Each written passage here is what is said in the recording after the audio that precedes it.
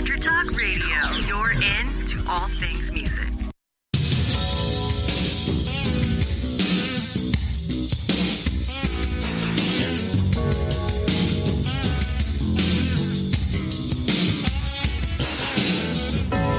Welcome to Intersect Radio, where music, faith, and life converge. With your host, Aaron the A-Train Smith.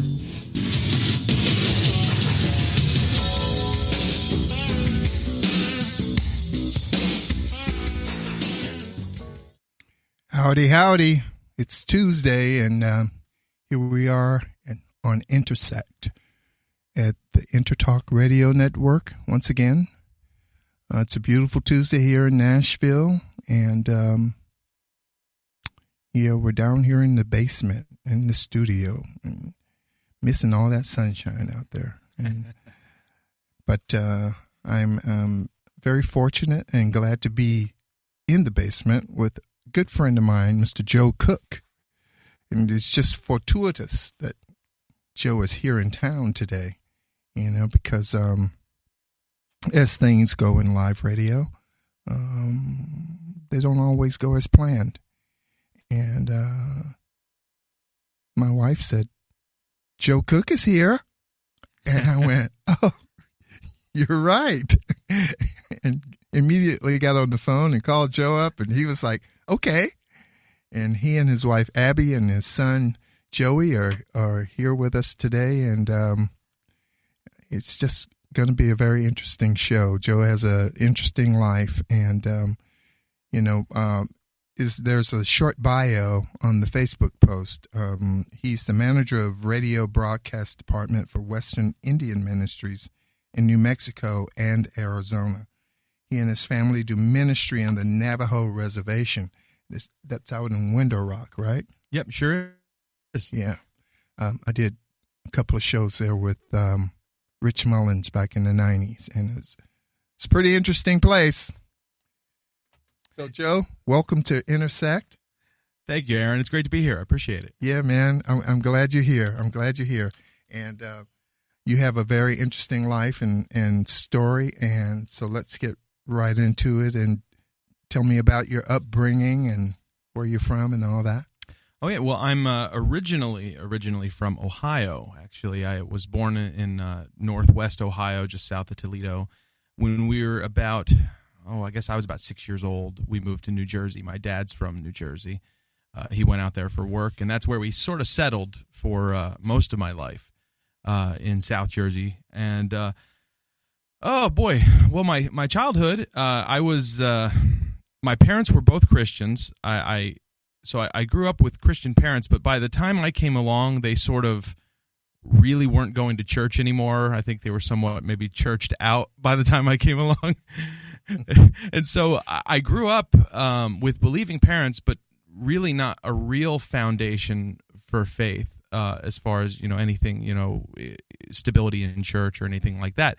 Except when I was in second grade, my parents, who were not Catholic, put me in Catholic school for 7 years because they didn't like the school that I was going to, and my cousins were going to a Catholic school, so they thought I would do good being with family.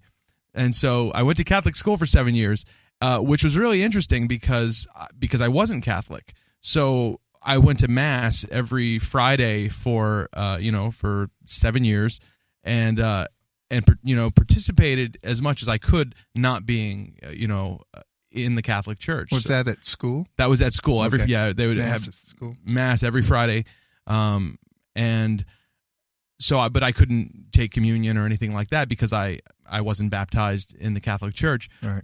But that was really the foundation for my faith. Before I really knew who Christ was, before I really came to know Him as my Savior, in religion class we would learn stories of Jesus's parables and the prodigal son, and these stories, those were sort of the foundation of what I believed, and then going to Mass and praying, and even on the music end of things, I remember even 8, 9 years old, there's a song that's sung in the Catholic Church, and you've probably heard it. It's a pretty popular song. Here I am, Lord. Here I am, Lord. Is it I, Lord? I've heard you calling in the night. Well, I can't say I've ever heard that one. Oh, really? It's a beautiful song. Okay. And it's I will go, Lord, if you lead me, and I will hold your people in my heart. And it's a song about being called. And now as a kid, 10 years old, 9 years old, I have no concept of what it means to be called by God. But that song had a deep impact on my heart, even that young, that I didn't come to understand until years later, until I was about 15 years old. By that point, I'm going to public school, and we moved, and my next door neighbor, their 15-year-old son, he was my age, was a Christian, and he started telling me about Jesus, inviting me to church, and I went with him to a retreat in Delaware, and that's when I gave my heart to the Lord. I was 15 years old. Like a summer camp or something? It was just kind of an overnight retreat. I think we stayed in a hotel somewhere, and there was just like services and guest speakers and that sort of a thing. But they did an altar call, and that's when I really felt like the Lord was telling me to surrender to Him. Cool. Yeah. And so what was life like after that? What life after that, I started going to church. My parents started going back to church with me. I was baptized about a year later, and it was interesting because that's when I really started to understand those things that I had heard when I was younger in Catholic school, and the biblical stories that we heard, and even some of the words in those songs. They started to actually ring true in my heart, and so. At that point in my life, I think I understood that I was a sinner, and that had been separated. My sin had separated me from God, and so I definitely knew there was a change in my heart. As a young child, I really struggled bad with guilt. I had a very, very low opinion of myself. I really felt like deep down, I was just a bad person, and as a really young child dealing with that struggle, probably younger than I think most kids that deal with that, but it was a real painful part of my childhood, and to some extent, I still somewhat struggle with that today. I think it's part of my DNA in a way, but looking back on it, I can definitely say that when I really truly surrendered over to the Lord and really became a Christian and Christ follower, he definitely started a change in my heart. It's been a slow progression over the course of my life, and I think I'm still healing from. Oh yeah, sanctification. Yeah, the process. It's a slow healing process, and I think day by day I'm still getting there. But I can definitely say that he began a work in me that he is he's going to complete, faithfully completing. That's right. That's a promise. That's cool. I had a similar sort of thing experience in the church. I grew up in AME Church. African Methodist Episcopalian, and I went to church all the time because my mom went to church all the time, and she sang in the choir, and we sang these songs, and a lot of the words I didn't know what they meant, and a lot of the words I was unfamiliar with, so I would make up words that sounded like that, consonant sounds. And after I got saved, it just all made sense. It was like the veil had been removed, and I could hear words and go, oh yeah. Maybe it's because at that point then I was reading the Bible, and those same words were in the Bible. Yeah. So that's where that came from. Yeah, that's where they came from. That's what that means. That's what that word is. That's why I've never seen it anywhere else. I've never seen this word in school before. So yeah, it was crazy, man. But once I got it and understood, it was good. And like yourself, the process of sanctification in my life continues as well, but it's good to know that it's happening. Yeah. I can trust that process is still taking place. Yeah, even when I struggle to believe it's happening, I have to remember and remind myself that he doesn't lie. He is faithful, right? And that he will complete it. And sometimes I do struggle with believing that, and usually it has nothing to do with him and everything about myself. Yeah, exactly. It's not a perfect life, but it's a life that's going to be fulfilled. Yeah. It's promised. All right. So, you went to this camp and you came back a believer. Yeah. What sort of challenges lay ahead of you? I do remember, sort of, I was 15. I did have my best friend at the time was a Christian, so I did have a close friend that I could talk about my faith with, and a couple people.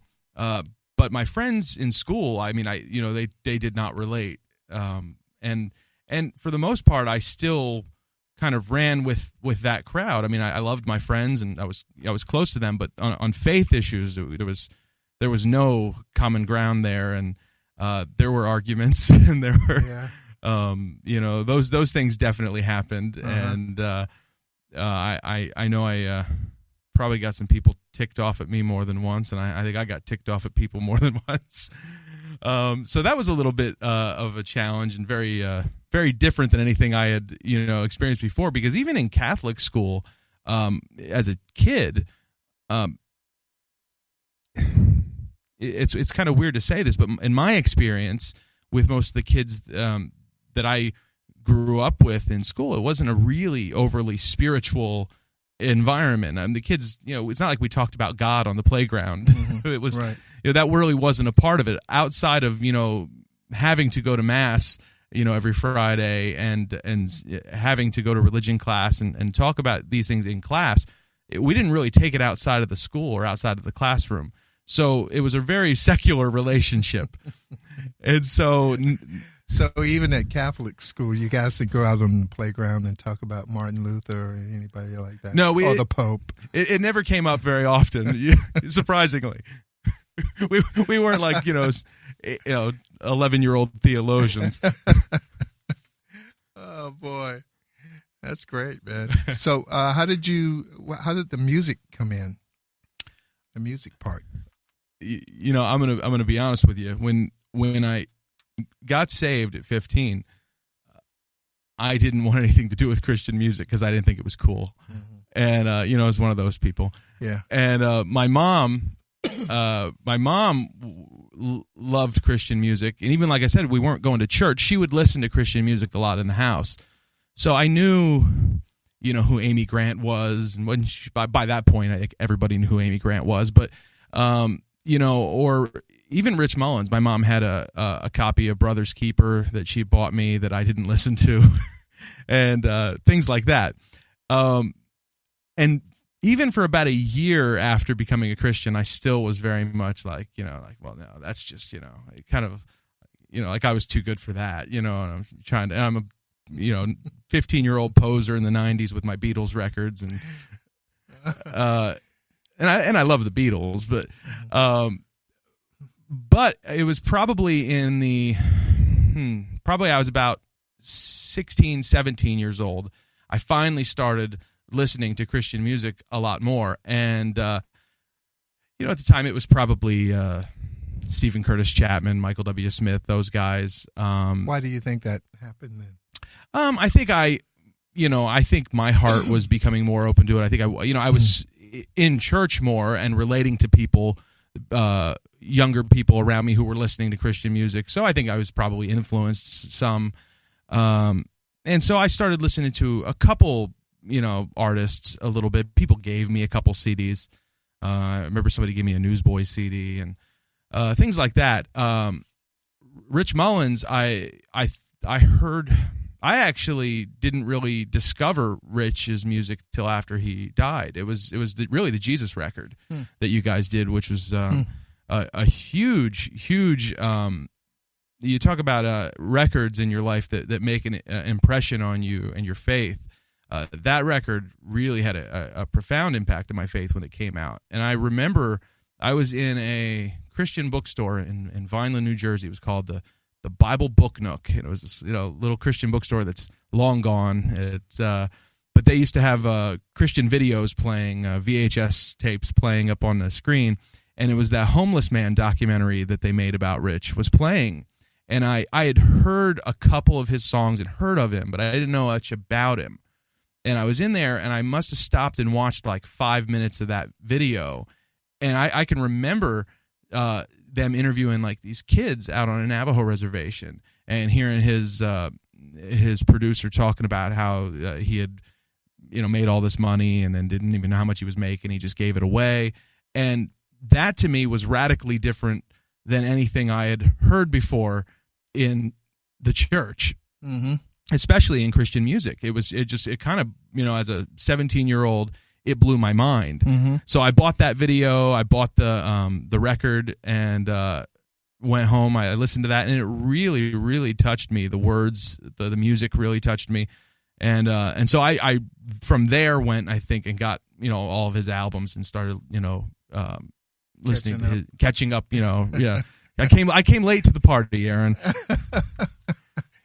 No, you came right on time, man. You came right on time. We're going to take a break, folks, for commercials from our sponsors, our good sponsors at SIR and Pitbull Audio and my people over at Innovative Percussion. And when we come back, we're going to put together the music and the Rich Mullins thing, just how this came together for Joe to get him to where he's at today in his heart, and how he serves the Lord in ministry and serves the people on the Navajo reservation. So stay tuned. We'll be right back.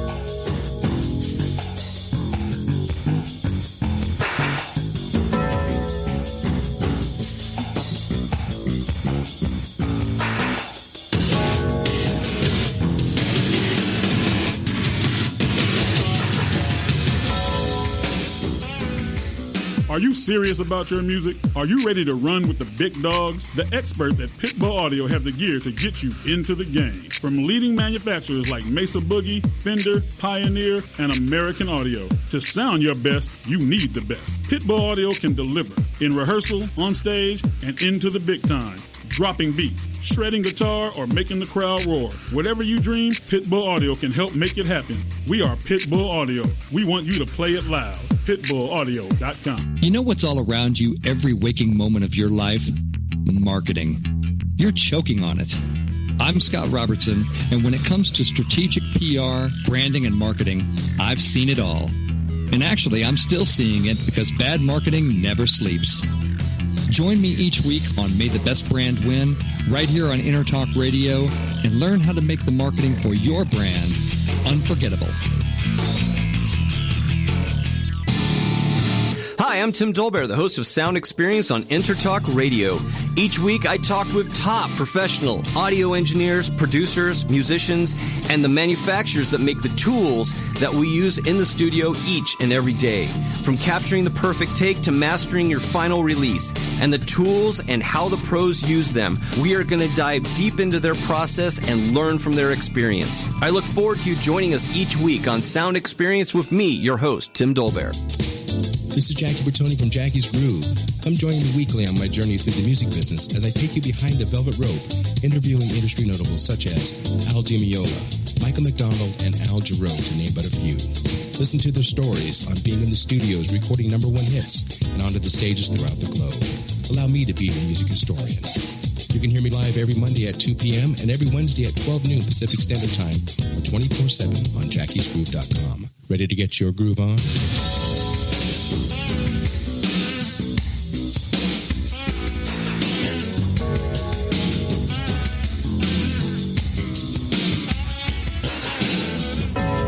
Welcome to Intersect Radio, where music, faith, and life converge. With your host, Aaron the A-Train Smith.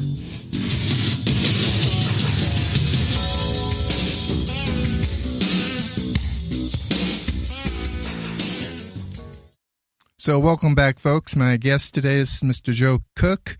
And Joe is a radio guy, so I'm going to get some tips from him today, on how to be a radio guy or a radio personality, I guess, because I'm new to this game.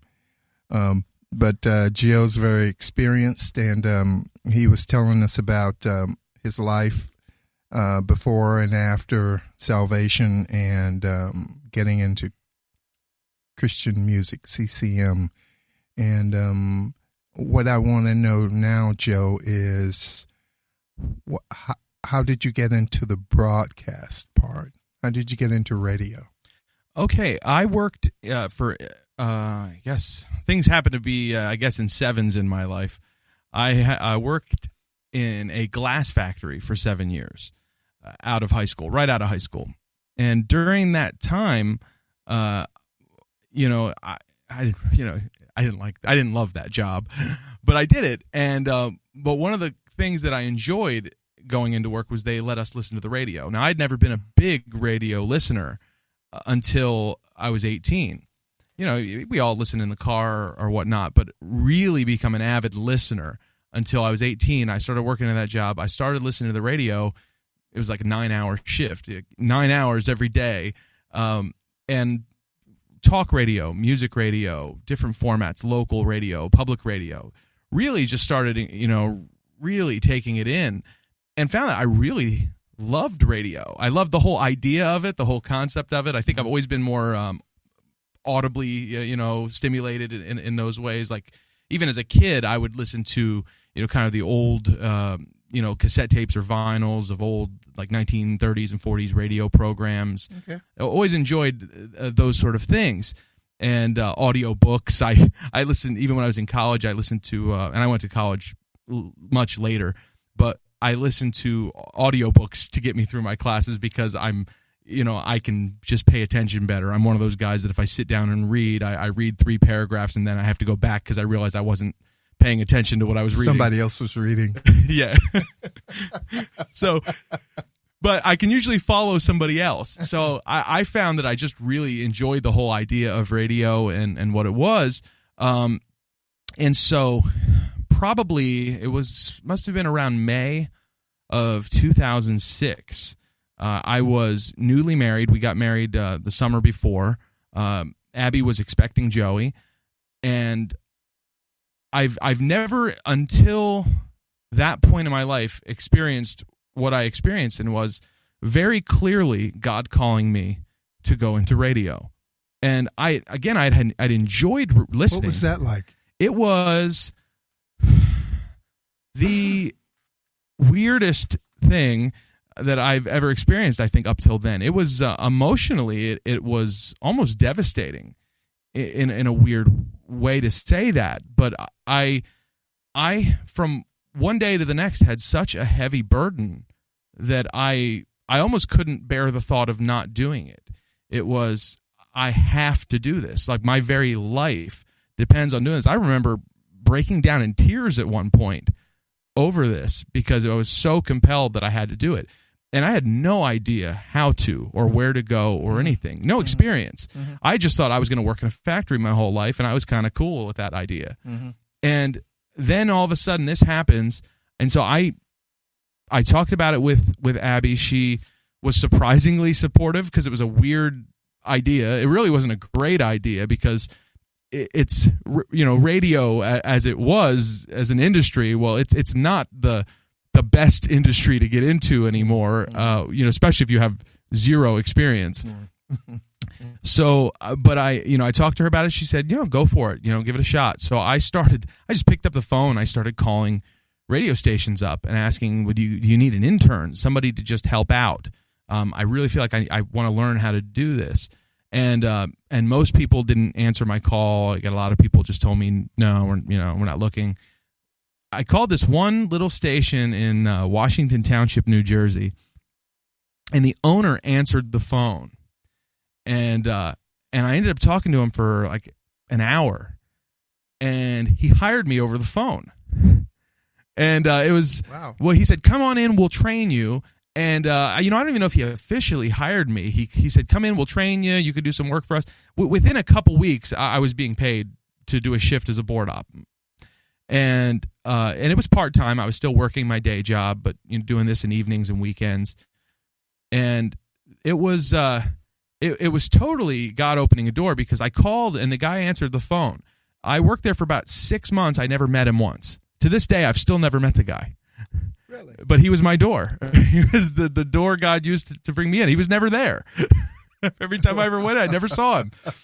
But I was there for about 6 months. And then from that point forward, the rest of that year was a nightmare. It was just, it was, I should preface that a few months prior to God calling me into radio, my father-in-law passed away. He had been battling cancer most of our engagement and into the first year of our marriage. And that was a really, really hard time, and really, really devastating for my wife, for Abby. And so the following few months, they're kind of a very painful haze to look back on. Joey was born that summer, and things just started to fall apart in our marriage, in our life. We were, how do I put this? One of the lessons I've learned, I don't recommend, is if God calls you, you should answer the call, but you should make sure that God is a part of what you're doing. And what I did, the mistake that I made, was that I think very, very arrogantly ran into this head first, thinking I could do this on my own. Not intentionally saying I'm going to leave God out of this, but very much leaving God out of it, not really seeking him, not being in the Word enough, not being even just coming to him in prayer and asking for his direction on this. I saw God opening doors, but at the same time, I was sort of ignoring him and brushing him off to the side. Then we went through these personal challenges. When Joey was born, Abby went through about, I guess it was over a month of insomnia, where she didn't sleep for, this is before he was born, a couple weeks before it started, and then he was born and it continued. And she would maybe, if she was lucky, get an hour of sleep a night for well over a month, and that takes a terrible toll. Yeah. And so that happened. We started having family issues with members of our extended family. Lots of people, when they see things happening, kind of, I think, run in with their solutions, and that causes even more tension sometimes. And we ended up in the midst of this moving. Terrible mistake. We changed churches. We moved. There was a lot of change that happened in this period that, looking back, I go, well, this was just stupid. These were terrible decisions that were made, and they seemed okay at the time, but hindsight is 20/20. Yeah. By the end of that year, and this is no joke, this is where it gets ridiculous. Because you go and say, well, my life had turned into a train wreck. I literally was involved in a train wreck. Where I was at a railroad crossing, and I was waiting for a train to pass. I'm just sitting in my car. Yeah, sitting in my car. I was leaving a hardware store, and I'm sitting in the car. Trains passing, and I remember seeing a lot of sparks, just like fire on the tracks. And I remember the thought that came in my mind. I was looking at that going, and I verbalized, I said, "You've got to be kidding me." And that was the last thing I said. The car came off the tracks and came in my direction. And all these train cars started coming off the tracks. Yeah. What happened was, I didn't know this, there was 2 trains passing. One was going about 65 mile an hour going east. There's about another one going about 15 miles an hour going west. Well, the one train hit the other train. They both derailed, and it ended up being about 15 train cars sprawled all over. The 2 cars in front of me, I was on a side street, kind of sticking out catty corner behind a car in the intersection. Mm-hmm. Chief of police told me the next day that was illegal, but it saved my life. Because the stop sign that I should have been waiting at, I have a picture of it. It was underneath the train. Wow. And there were 15 train cars were just sprawled all around me. And I got out of my car and ran because I backed up as far as I could. I couldn't go any further. The guy in front of me was able to get out of his car and run. The first car was hit and crushed, but the man survived that was driving. He was severely injured, but he did survive. But I ran down the street. I remember looking back at the mess that was there. It was just rubble, this disaster area, and just lost it. I think there was a part of me that just inside, after everything that had been going on in the months leading up to this and all of this mess that my life had become, I finally just sort of snapped. Abby was a mess. I was a mess. At this point, we were 2 basket cases just living in a house together. Mm-hmm. And about a month later, we separated. And we were separated for 1.5 years. Really? Yeah. And wow. I had no idea. Yeah, it was a really, really awful period mm-hmm. of my life.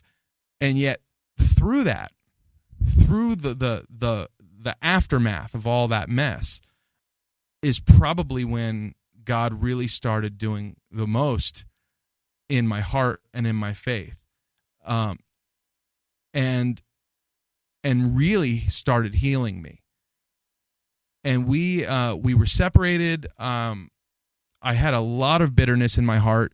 Not that she, did any one thing or I did any, it was a very mutual thing. We were both a mess, and we were both did and said very hurtful things to each other. Abby was much more forgiving faster than I was. She really wanted to work this out. And I mean, within days she wanted to. The 1.5 years part of it that was me. That was my hard heart. That was my, that was this thing that I was struggling to overcome. Mm-hmm. But God really was faithful. At this point, I had left that job in radio. That radio thing was behind me at this point. Really? Yeah. But when I moved and everything was going down, I just left that behind. Radio was over as far as I was concerned. And then God wasn't done. He decided to bring me back into radio in a very weird way. This radio station, this oldies station in South Jersey, needed somebody to do their website. Well, I don't do websites, but they didn't pay a lot, so it didn't matter. So they hired me to do their website. So if you could do websites, they couldn't afford you. Exactly. Okay. They could afford a guy that didn't know how to do websites. And so they hired me to do that. And that was sort of my in back into radio, doing, just updates on this website for them. And then they needed somebody to do this weekend board op shift that was like the worst shift in the world that nobody wanted. It was Saturday afternoon for 2 hours. And it was just enough to kill your weekend because it was right in the middle of the day. And so you couldn't do anything on Saturday, and you only got paid for 2 hours. And so nobody wanted this job, and they couldn't give it away. Mm-hmm. And they, a friend at that station went to the general manager and said, "Have you thought about Joe Cook?" Because he was a board op for a little while. And after a couple years, they offered me this job, and I thought, okay, Lord, you've given me a second chance. It doesn't have to look good. And at that point, I recognized he was the part of this, and I had to make him a part of this, and include him instead of just trying to do this on my own. And so I did that for a couple years. What kind of station was this? It was oldies, and it was which I'm a big oldies fan. I grew up with that music, and so for me it was a really fun job. I love doing that. And were you spinning records? I was sometimes. I was a board op, so mostly running the board in the evening when there were different programs on. Some were music programs, some were talk programs. But I had a Beatles show for 4 years. I played Beatles music for 4 years. Wow! And and I loved that. Was that every time you went on the air, or was just Beatles for 2 hours? Yes, it was once a week. Once a week. It was a weekly show, and then but I never had an on-air shift there. I filled in on the air for the daytime guys a bunch of times, but that was never even really an ambition of mine. I always liked the production end of things. I liked the editing audio and mixing all that stuff. I really just enjoyed the behind-the-scenes work of radio, and so I never really had an on-air ambition.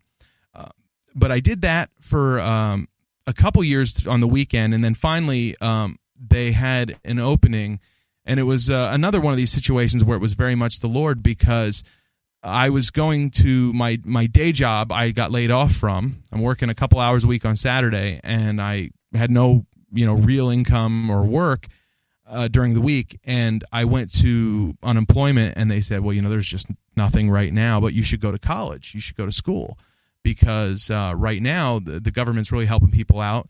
There's a lot of grants. You should apply to for some schooling. I said, well, okay. What year was this? This was 2009.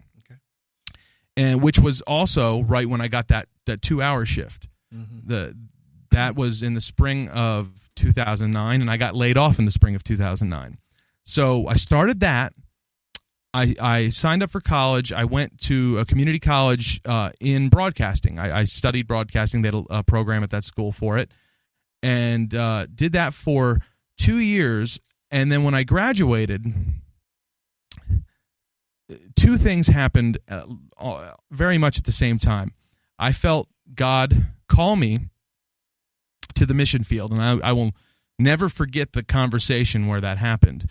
But I was really, just having been through all that baggage and the separation and all that mess, my emotional state, my nerves, I was in a very fragile place for a couple years. Well, man, hold that thought, Joe. This is very interesting.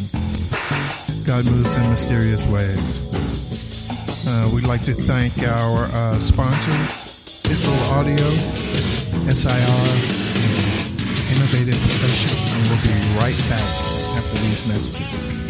Hi, this is Tim Dolbear, host of Sound Experience here on Intertalk Radio. And Source Connect by Source Element is the essential tool that we use to link between my studio in Austin, Texas, and the WS radio station in San Diego. Now, with Source Connect, not only can we communicate in real time and with HD audio, but it's synced up and is of a high enough quality that I can use it for real-time ADR work, remote recording, and overdubbing, and it even allows me to remotely control a DAW. Source Connect by Source Element. Affordable, high-quality audio and video connection over the internet for all of your production needs. You know what's all around you every waking moment of your life?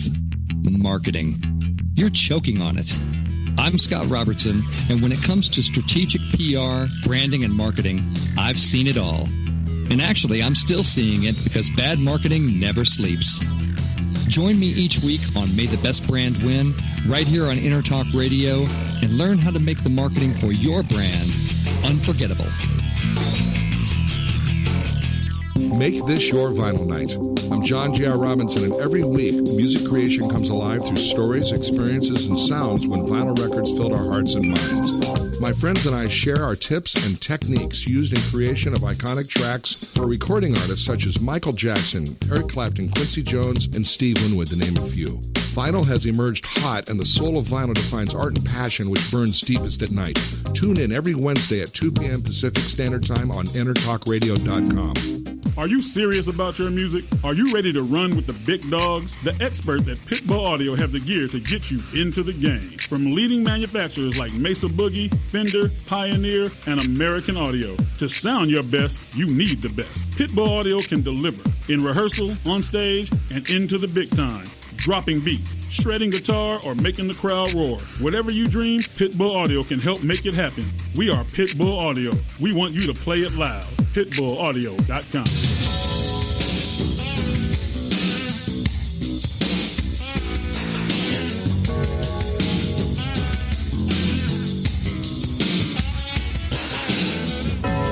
Welcome to Intersect Radio, where music, faith, and life converge. With your host, Aaron the A-Train Smith.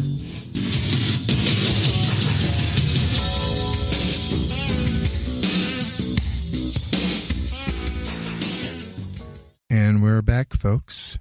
My guest, Mr. Joe Cook. And Joe, just before we took that break, you had just graduated with an associate's degree in broadcasting? Yep. Okay. Then what happened? Okay, so we're I'm working 2 hours a week. I'm going to college, for 2 years, and I'm getting toward the end of going to school, and I have no prospect for a job in broadcasting. I've got this degree in broadcasting, but no idea what I'm going to do with it or where I'm going to go. And I guess I'm in a really reflective place in my life at this point. We'd just been through all of the struggles and on all the separation, and then Abby and I reconciling and healing through some of that together.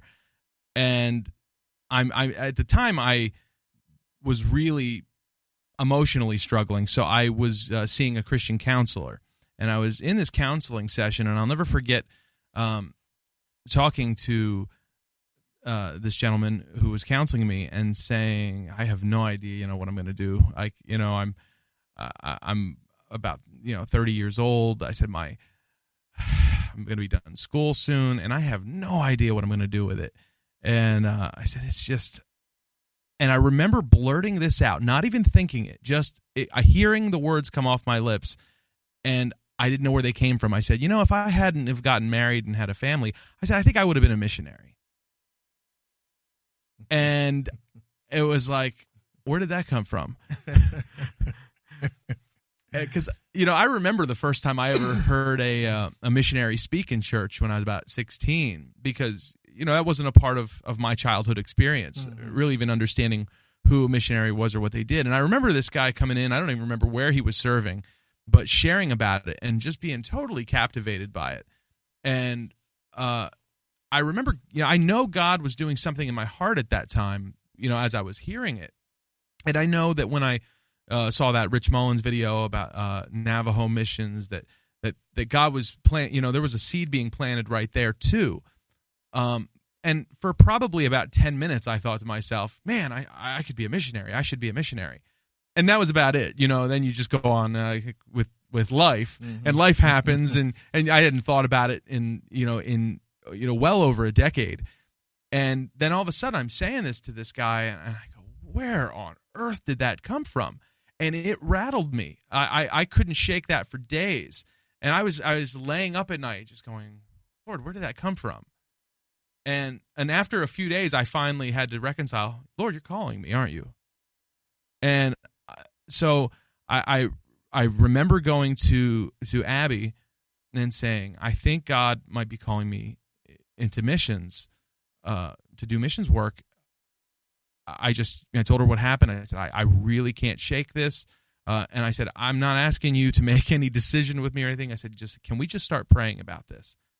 And that's it. And she said, yeah, sure. We'll pray about it. I'll pray about it with you. And we did. We started praying about it. I go back to school. I'm getting ready to graduate that May. And 3 weeks before I graduated, they had a job opening at the station I was working at as a full-time overnight board op, an overnight engineer. And I thought, well, wow, okay, Lord, because it was literally just a couple weeks, and I was going to have to go back and look for another factory job or whatever.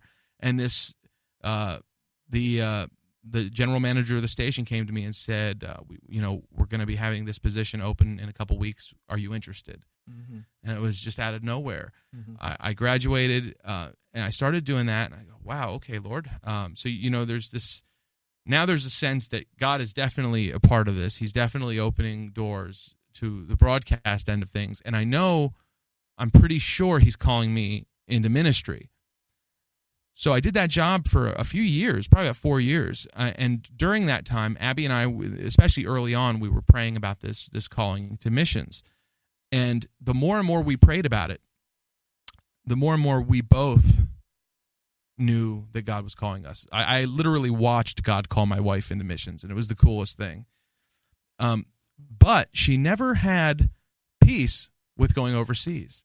And because that's what initially we just thought we were going to go overseas and be missionaries. Yeah. And we continually prayed about it, and she never got peace with it. And there was a very, very much heavy-heartedness with that. And a lot of that had to do with the fact that that her dad had passed away, and her mom being a widow. Abby just was very heavy-hearted at the thought of, if something happened that I couldn't get back, she was willing, and we talked about it, but she just had a real hesitation with it. So but we continued praying, and I remember, I think I was in my car one day driving and listening to Rich Mullins' music, and it was like a light bulb came off in my head. I was like, Navajo missions. It was one of those, the choir was singing, and there was a light shining through my windshield. Right, the clouds opening up. Yeah. And so I went home and I said, hey, what would you think about, instead of going overseas, doing missions work in the U.S. out on the reservation, out in the Southwest? And she had total peace with that. From that moment forward, we were no longer praying about missions, but praying about Navajo missions. Mm. And for her, that was just, she was totally the confirmation on that. Yeah. So how did you get the radio hookup? So because of, again, another thing, because of Rich, I knew nothing really about the Navajo reservation, but because of him, I'd heard of Window Rock. Mm-hmm. And so I quite literally did a Google search for Christian radio stations, Window Rock. And we're it. One came up. Yeah, and that station came up, and so I contacted the radio manager at the time who was serving out there, and I just sent him an email, and it was pretty much, this is almost word for word. I said, "Look, my name's Joe. I work at an oldie station in South Jersey, and I do this, and that, that and the other. I'm pretty sure God is calling me out to Navajo missions to do missions work on the reservation. I really feel like he wants me to do it in radio.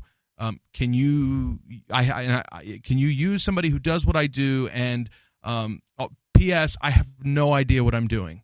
I have no missions experience. I'd never even gone on a short-term mission trip. Just none." I said, "But I really feel like he's calling me in this direction." Well, his name was Greg.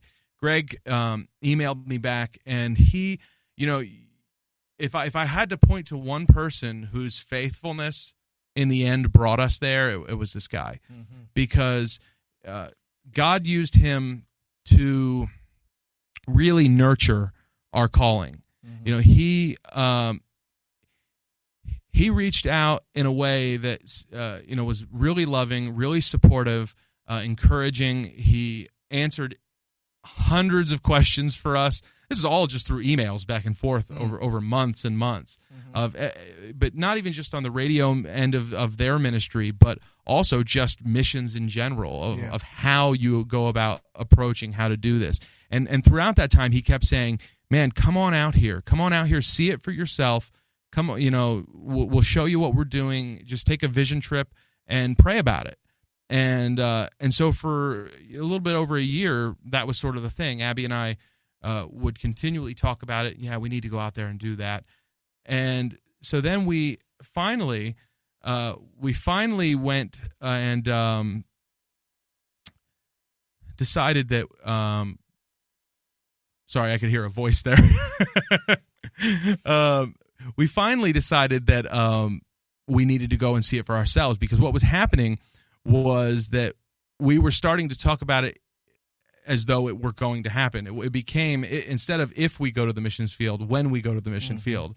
And so we finally said, okay, you know what, the way we're talking now, like we're going to do this, we need to really go out there. It's not like this is on the other side of the world. We're, we can get on a plane and go check this out for ourselves. So we did it was the winter, it was February of 2013.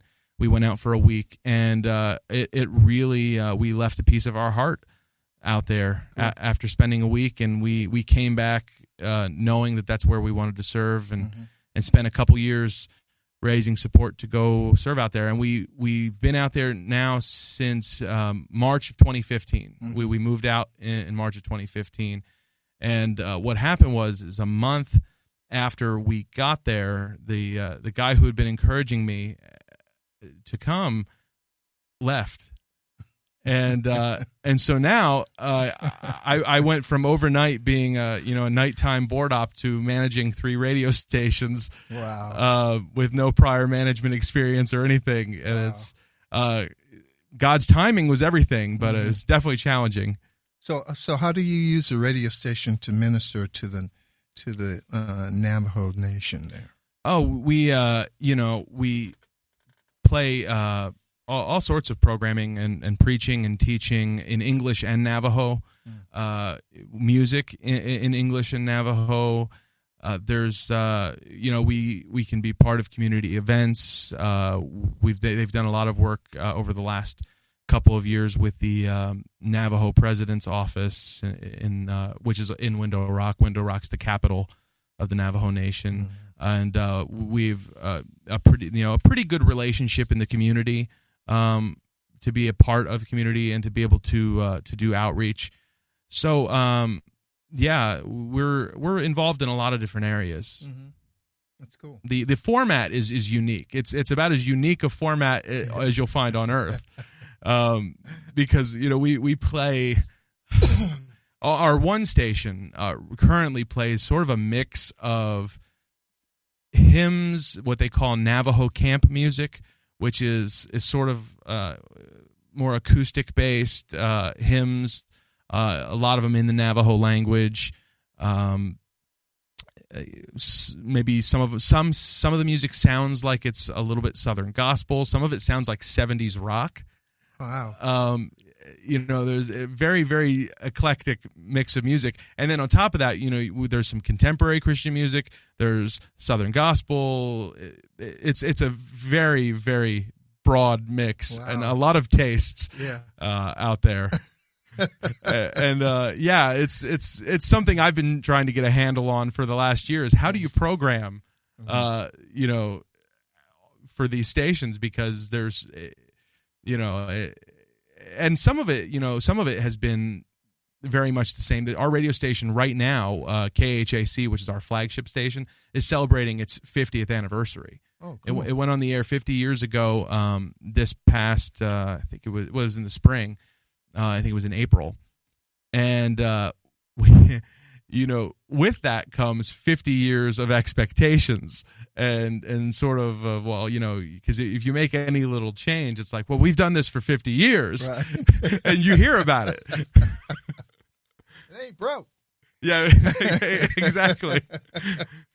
Wow. Well, are there any sort of websites or anything that people could contact you or the ministry at, Sure. Yeah, absolutely. They possibility that maybe today somebody hearing this will feel the call to come out and join you. If you are, we can use you. I'll tell you that much. we can definitely use your help. So give me a call. They can reach me. Probably we're on the road right now. The best way to reach me by phone is at 856-889-5247. You probably won't get me, but leave a voicemail. I will get back to you. That's 856-889-5247. You can email me, manager@westernindian.net. And you can check out our ministry. Western Indian Ministries is online at westernindian.org. And then you can also check out the radio stations and hear them for yourself. We stream online at westernindian.net and on TuneIn Radio, and I think we've even got our own app. We've got a couple apps. And you have a podcast. I do have a podcast, yeah. Thanks for mentioning that. Yeah, so going back to the whole Rich Mullins thing, I've got a friend in Peoria, Illinois, Chris Marchand, who has a blog called Post Consumer Reports. Cheap plug, I'll give him that. And check it out. It's a great blog. But he approached me, probably 6, 7, 8 months ago about doing this podcast. And the idea, it's a very music-based podcast where we would take an artist and go album by album and dissect that artist's music, talk to some of the people who help make the music, and really kind of, go into an in-depth discussion about it. And he wanted to start it out by taking Rich Mullins' music, with this being the 20th anniversary of Rich's passing. He thought that would be a great place to start, and he knew we were both big music fans, and both loved a lot of different artists, but we both had this commonality that we both love Rich's music. So that podcast is called Between the Songs, and if you can check it out at BetweenTheSongsPodcast.com. Cool. Well, Joe, thank you so much for coming on the show today, and I'm glad you were here. People pray for Joe and his family, for their safety and for their ministry out in Window Rock, and we'll see you next Tuesday. Come join me weekly on my journey through the music business as I take you behind the velvet rope, interviewing industry notables such as Al DiMeola, Michael McDonald, and Al Jarreau, to name but a few. Listen to their stories on being in the studios recording #1 hits and onto the stages throughout the globe. Allow me to be your music historian. You can hear me live every Monday at 2 p.m. and every Wednesday at 12 noon Pacific Standard Time, or 24/7 on jackiesgroove.com. Ready to get your groove on? Hi, this is Tim Dolbear from Eclectica Studios. I'm a full-time mixing and recording engineer. I work with Grammy winners, labels, and indie artists, using state-of-the-art digital mixing and restoration tools and the very best in analog gear. Really, though, it's my ability to bring tracks to life and fulfill your vision for your music. This has made me sought after by producers and artists worldwide. So spend your time working on music and not chasing a mix down a rabbit hole. Go to timdolbear.com and check out our free one-song mix offer. You know what's all around you every waking moment of your life? Marketing. You're choking on it. I'm Scott Robertson, and when it comes to strategic PR, branding, and marketing, I've seen it all. And actually, I'm still seeing it because bad marketing never sleeps. Join me each week on May the Best Brand Win, right here on Intertalk Radio, and learn how to make the marketing for your brand unforgettable. Are you serious about your music? Are you ready to run with the big dogs? The experts at Pitbull Audio have the gear to get you into the game. From leading manufacturers like Mesa Boogie, Fender, Pioneer, and American Audio. To sound your best, you need the best. Pitbull Audio can deliver in rehearsal, on stage, and into the big time. Dropping beats, shredding guitar, or making the crowd roar. Whatever you dream, Pitbull Audio can help make it happen. We are Pitbull Audio. We want you to play it loud. PitbullAudio.com.